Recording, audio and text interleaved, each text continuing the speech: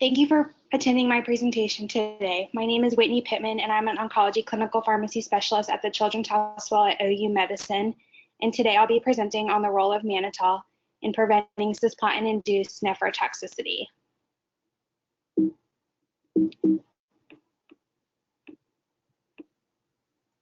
I have nothing to disclose. By the end of today's lecture, I hope you'll be able to discuss the effect of mannitol administered with cisplatin to reduce the incidence of cisplatin-induced nephrotoxicity. Cisplatin is an alkylating agent that's used to treat a plethora of pediatric malignancies. Nephrotoxicity is the dose-limiting toxicity. Kidney injury occurs because cisplatin accumulates in the renal tubules, leading to inflammation and enhanced production of reactive oxygen species, which then causes DNA damage and liquid peroxidation. The incidence of nephrotoxicity when cisplatin is given is about 33% across the board. Nephrotoxicity is dependent on pharmacokinetics, as well as total cisplatin doses and concomitant administration of other nephrotoxic drugs. A rise in serum creatinine is typically seen 6 to 7 days after administration and can remain elevated for up to 3 weeks.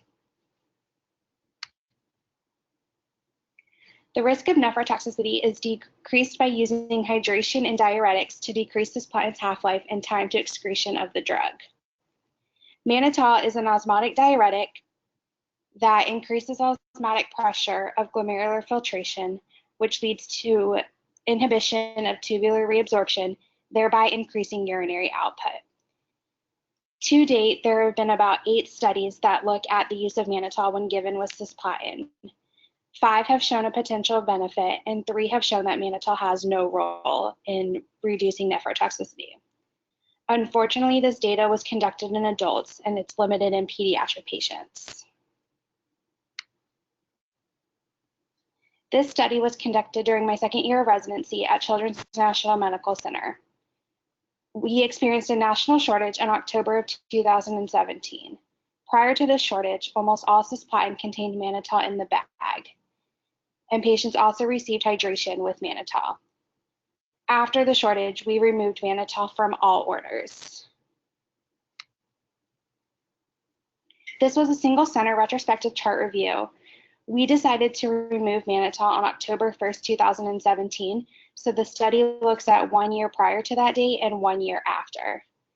Patients were included if they received cisplatin as part of their treatment regimen during the study time period. Patients were excluded if their baseline serum creatinine was greater than 2, if baseline creatinine clearance was less than 60, or if the patient had documented pre-existing diabetes or renal disease. We chose only to include the first cycle of cisplatin administration to eliminate the potential that patients would be stratified to both treatment groups, as well as to eliminate bias of patients that were receiving cisplatin during their first cycle when compared to patients who were receiving cisplatin during their 6th cycle. The primary objective for this study was the mean change in serum creatinine from the first level during the current admission right before cisplatin was given to the highest level within 14 days after administration. We chose 14 days to account for that bump in serum creatinine that's typically seen at between day 6 and 7.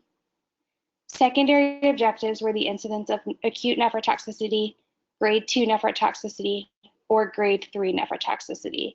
And we define nephrotoxicity using the CTCAE version 4.03.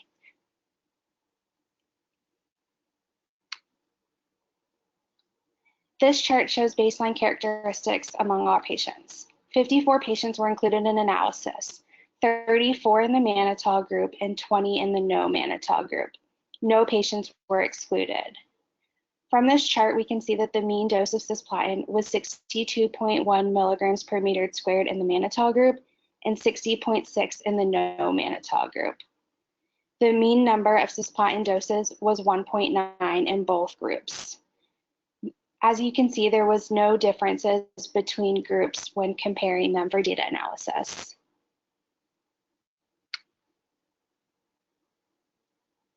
The mean change in serum creatinine was 0.08 in both groups. A p-value of less than 0.05 was used to detect statistical significance. As we can see here, there was no statistically significant difference among patients who received mannitol and those who did not.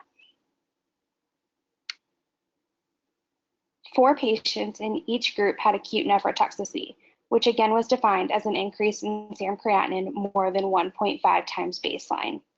Although not statistically significant, 1 patient in the no mannitol group had grade 3 nephrotoxicity, and we'll discuss this patient a little bit more on the next slide. Neither one of these was statistically significant. As stated, there was no statistically significant difference in the rate of cisplatin-induced nephrotoxicity among patients who received mannitol versus those who did not. 1 patient in the no mannitol group had nephrotoxicity. This patient's baseline serum creatinine was 0.05 and it increased to 0.23 2 days after cisplatin administration.